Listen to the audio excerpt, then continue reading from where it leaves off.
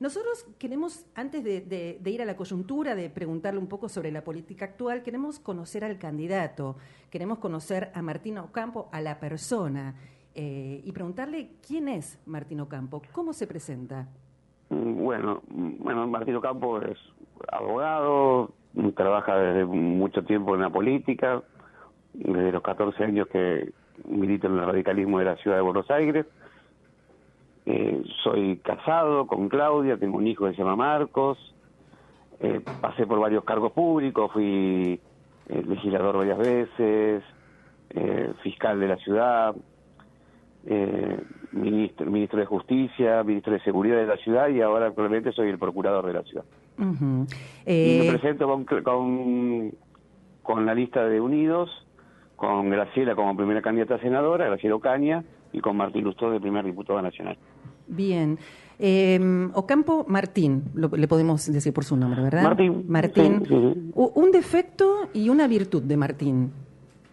Bueno, un defecto, hablo demasiado rápido, un poco atolondrado y un poquito ansioso. Y una virtud, y soy un lector y eso me ha ayudado mucho en la política. Política. Y en la vida en general, ¿no? Martín, te vamos a decir Martín directamente. ¿Cuándo se inició, podés identificar ese momento en donde descubriste que te gustaba lo que tiene que ver con la política?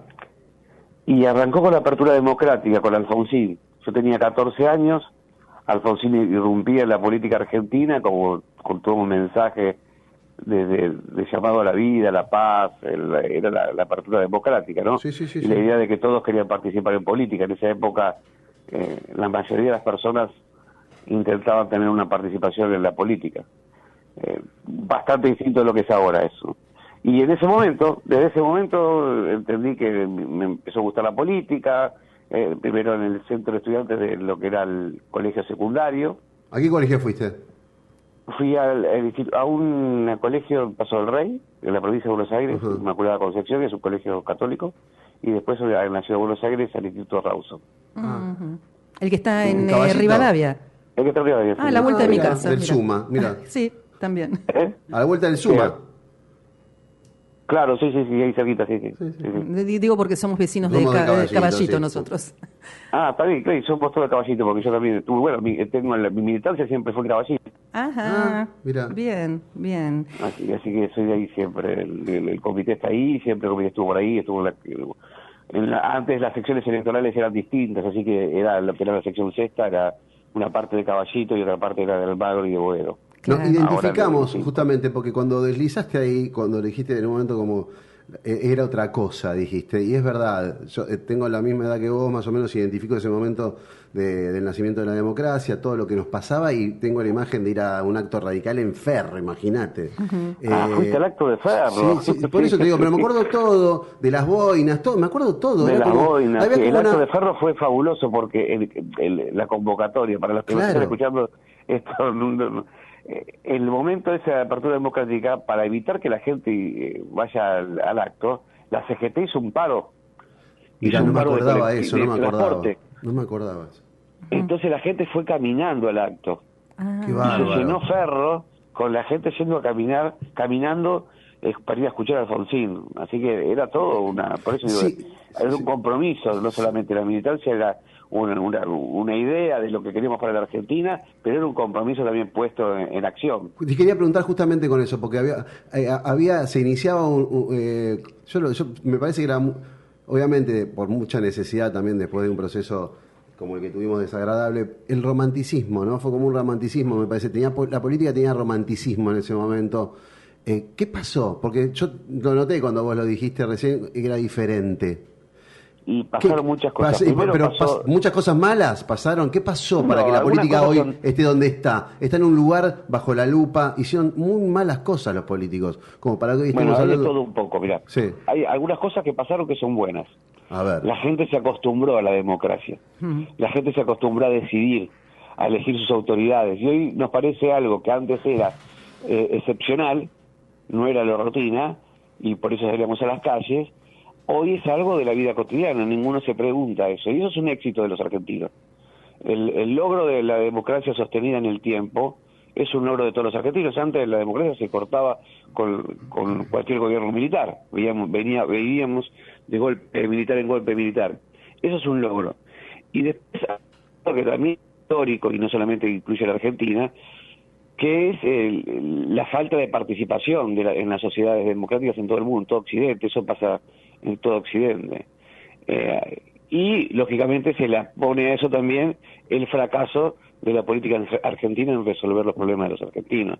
Ahí también hay un punto, y esa es por ahí la crítica que hay que hacer para todos estos años de democracia, porque pasamos a los partidos políticos, dirigentes de todos tiros, pero ninguno ha podido solucionar los problemas de los argentinos y necesitamos solucionarlos urgentemente. Martín, escuchándote respecto al análisis que haces de la democracia y de tu inicio y de tu relación con la política, te traigo un poco más acá y en ese tenor de análisis democrático, ¿qué análisis haces respecto a la actualidad de hoy, siendo que tenemos un gobierno democrático elegido por el pueblo argentino? ¿Qué análisis haces de la actualidad argentina en el marco de este gobierno?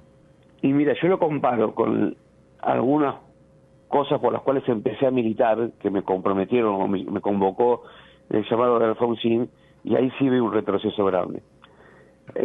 Primero, en la idea de tolerancia, la tolerancia en el disenso, la idea de gobernar en paz. Veníamos de una época de violencia, ¿no?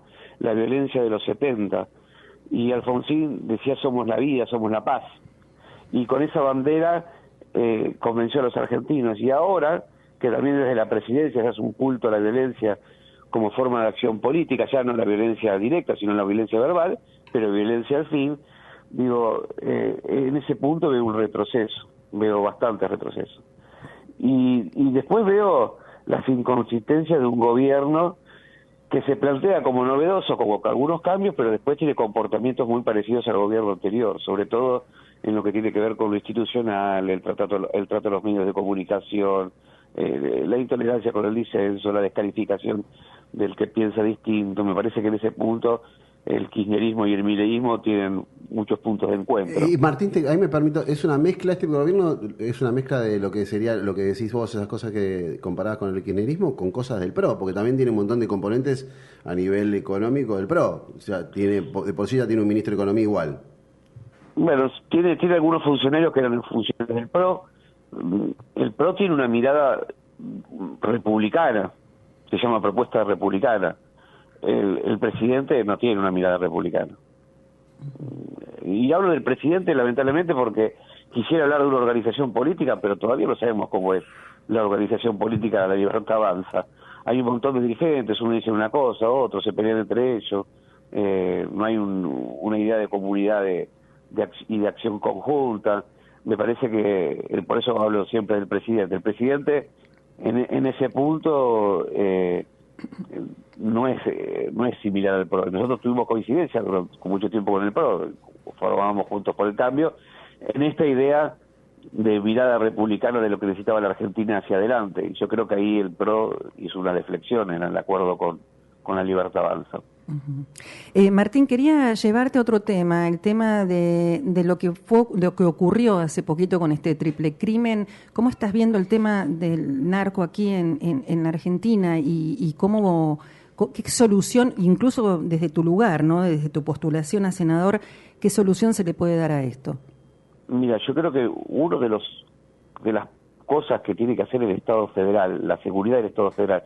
Viste que la Argentina, la seguridad, el delito como que más compromete a las personas, lo tienen las provincias, que es el robo, es el delito que más impacta en términos de seguridad. Uh-huh. Pero si hay un delito que sí está en cabeza del gobierno federal, es el de narcotráfico. La trata y el narcotráfico son delitos que están en cabeza del Estado Nacional. Es decir, que las fuerzas federales son las que tienen que investigar y desbaratar estas organizaciones. Yo creo, y cuando veo que incluso hay cometidos delitos en las provincias como consecuencias de la droga, veo poca acción del gobierno nacional en materia de narcotráfico. Uh-huh. No conocemos cuál es el plan para combatir el narcotráfico del gobierno nacional. No hay plan. Lo conocemos. Y es más, nos enteramos de estos casos que nos horrorizan y todavía no conocemos cómo. Es decir, están en la investigación, seguramente la justicia avance en determinar cómo fueron los hechos, pero en el fondo lo que queremos los argentinos es que estas bandas dejen de operar en la Argentina. Acá no, cuando digo, ¿por qué digo que es responsabilidad del Estado Nacional? Porque acá no llega la droga en las villas de la Ciudad de Buenos Aires en helicóptero, no se plantan en las villas de la Ciudad de Buenos Aires las drogas, ni en la provincia de Buenos Aires, no hay plantaciones, se traen por las fronteras, se traen de los lugares donde se produce. No encontramos en ninguna de las acciones del Estado lugares donde combatir el narcotráfico, que no es en los lugares solo donde se vende, es en los lugares donde se lava el dinero. En esos lugares van a tener que encontrar, en esos lugares hay que investigar. Y yo no creo que haya acción por parte del gobierno nacional en esa materia, me parece que ahí hay sí una deuda. Coincide Martín, tus palabras con Carlos Delfrade, este diputado santafesino, sabedor del tema del narcotráfico y que opina exactamente lo mismo respecto a lo que sucede en Rosario cuando dice hay que ir a las financieras a investigar respecto al dinero en el marco del narcotráfico. Porque son organizaciones criminales de orden económico. Entonces, cuando vos interferís, se llama técnicamente interferencia en la economía del delito. Cuando vos interferís en la economía del delito, vos tenés mucho más éxito. No sé, porque después otros soldados que venden droga van a conseguir. Claro, totalmente.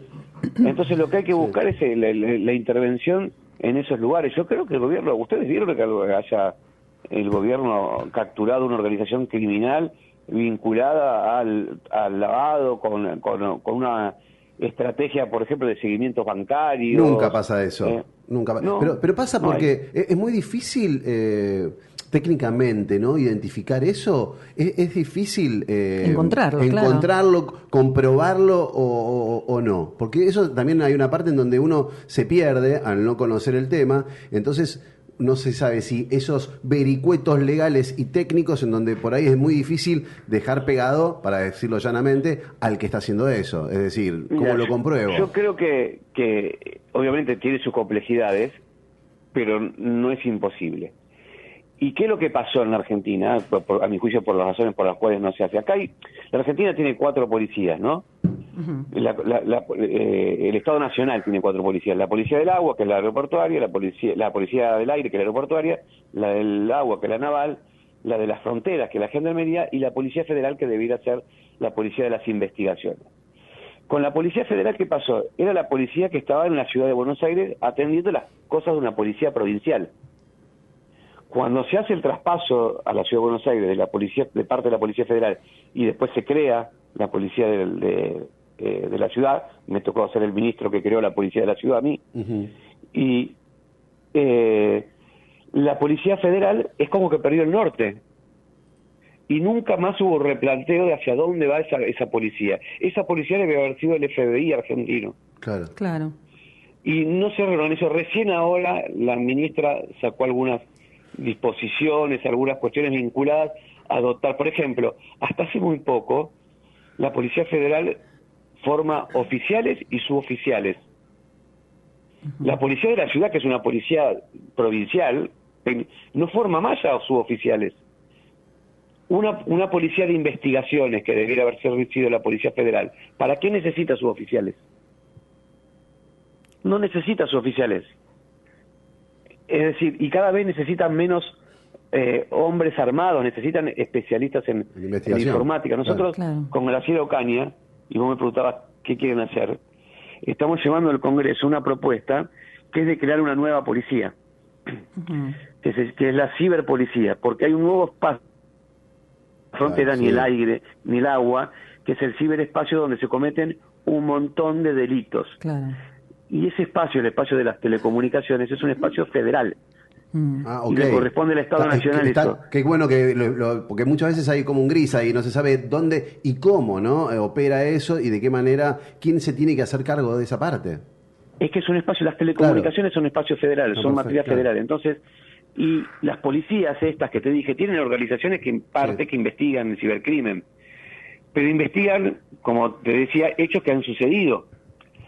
No tienen ninguna política de materia de prevención, y la mejor política de seguridad es la que hace que el delito no suceda, no la que encuentra el delincuente.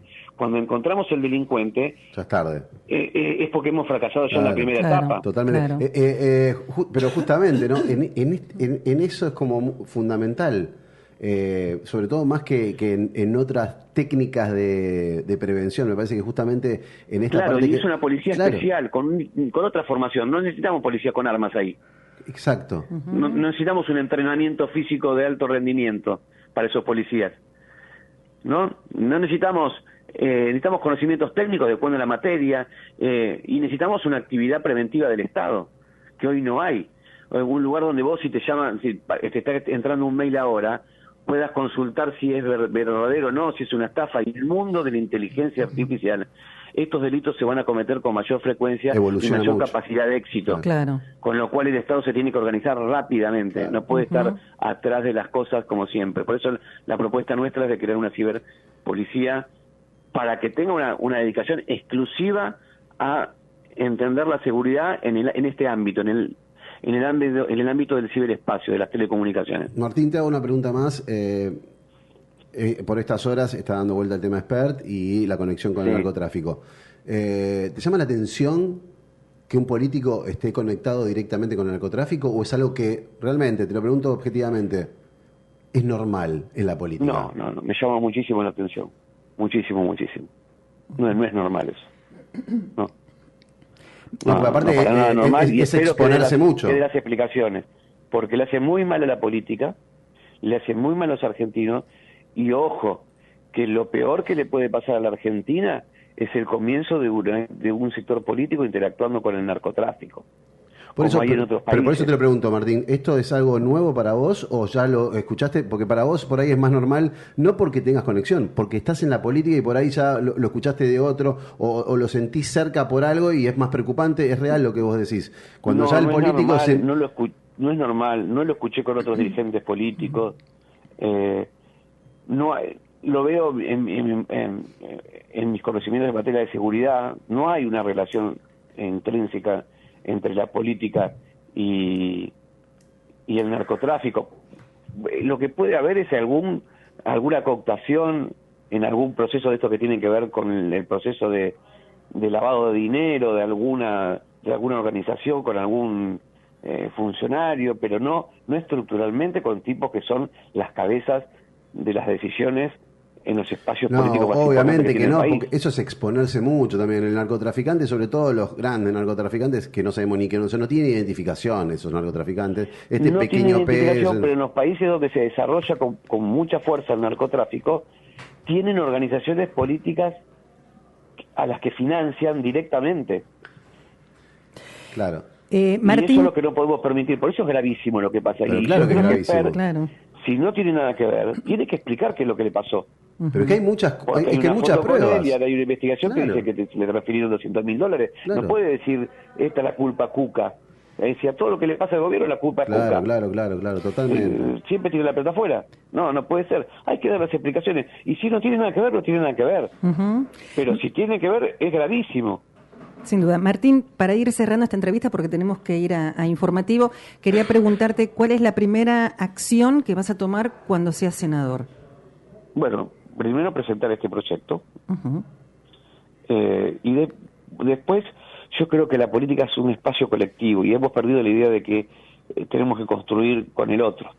Y yo me someto al debate público, al debate en el recinto, al debate de ideas, a tratar de convencer y convencernos. Yo tengo otras ideas vinculadas a la materia judicial, ¿no?